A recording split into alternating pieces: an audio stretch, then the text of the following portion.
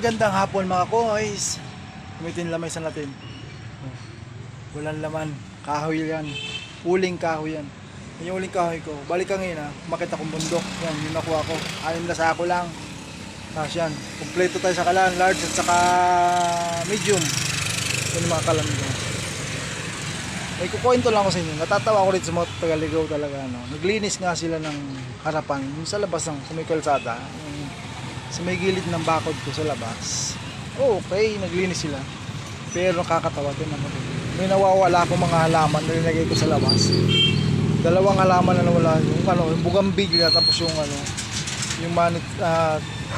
money tree ba yun? Money tree ba yung tawag doon? Yung para siyang basta magandang halaman yung 2 yun. Bugambilya tapos isang halaman. Nawala.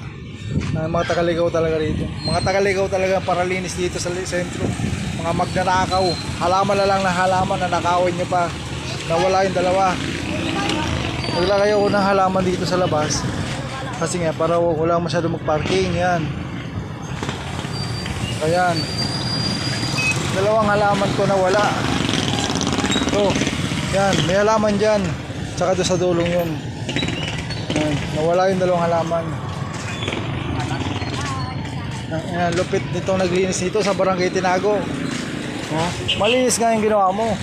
O, di ba? Yung nandun, yung halaman na 2 halaman doon. Nawala. Nang inang lupit mo. Malupit kang para linis ka. Talaga pati halaman lininis mo. Hindi naman nakikiano sa yung halaman ko, di ba? Sana tubuan ka ng ugat sa paa.